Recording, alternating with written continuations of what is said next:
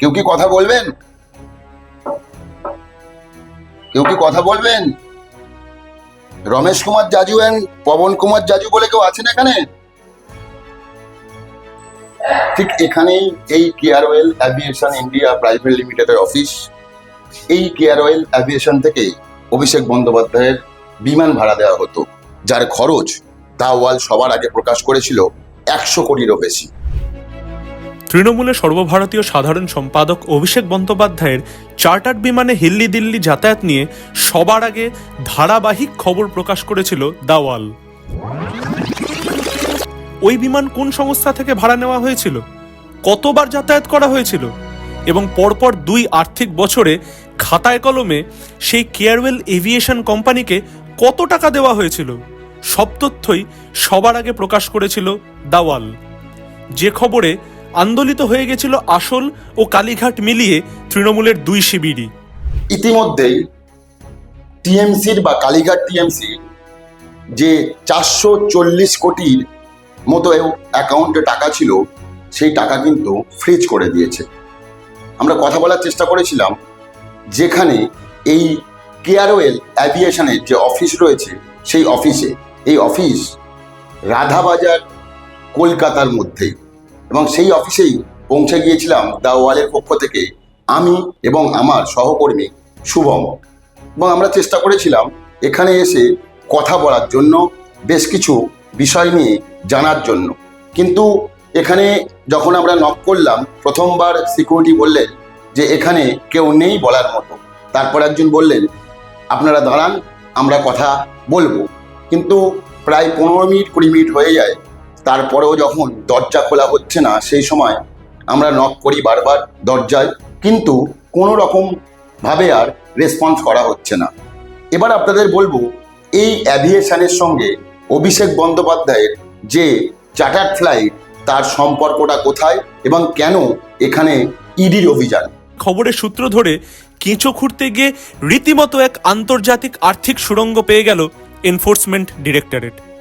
যে সুড়ঙ্গ মধ্য কলকাতার রাধাবাজার স্ট্রিট থেকে পশ্চিম ক্যারিবিয়ানের কেম্যান দ্বীপপুঞ্জ পর্যন্ত বিস্তৃত। এই কেম্যান হল বেআইনি লেনদেন ও কর ফাঁকির জন্য কুখ্যাত। ইতিমধ্যে তৃণমূল কংগ্রেসের ব্যাংক অ্যাকাউন্টে বড়সড় কোপ বসিয়েছে ইডি।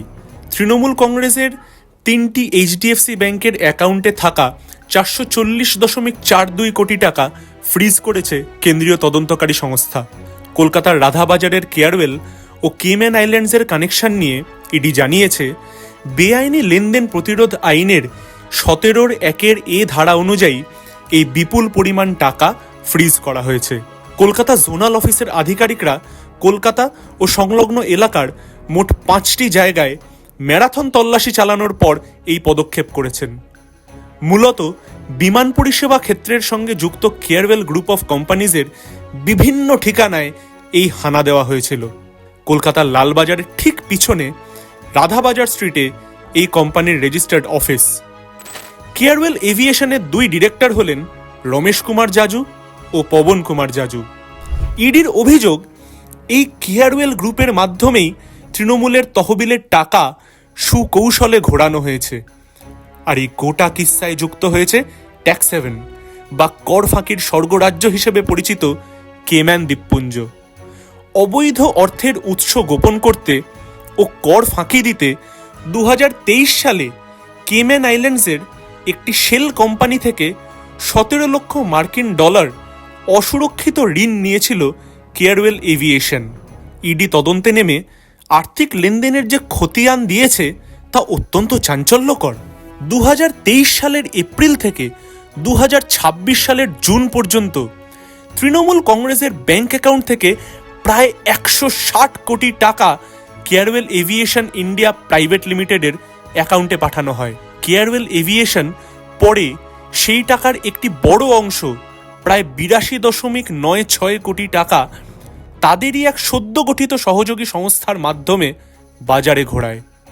ইডির দাবি, তৃণমূলের অ্যাকাউন্ট থেকে যাওয়া ওই অর্থ ব্যবহার করে মোট 112 কোটি টাকা খরচ করে একটি এমব্রেয়ার বিমান এবং একটি অগাস্টা হেলিকপ্টার কেনা হয়। সবচেয়ে বড় গোলমাল যেখানে, তা হলো ইডির অভিযোগ তৃণমূলের টাকা দিয়েই বিমান ও কপ্টার কেনা হলো, কিন্তু কেনার পর সেই বিমান ও কপ্টারগুলি আবার চড়া ভাড়ায় তৃণমূল কংগ্রেসকে ব্যবহার করতে দেওয়া হয়। অর্থাৎ বিমান ব্যবহারের খরচ দেখিয়ে ঘুরপথে আবারও বড় অঙ্কের টাকা দলের অ্যাকাউন্ট থেকে কেয়ারওয়েল এভিয়েশনের অ্যাকাউন্টে ট্রান্সফার করা হয়েছে। এই চক্রাকার লেনদেনের প্রকৃত সুবিধাভোগী কারা তা নির্ধারণের চেষ্টা চলছে।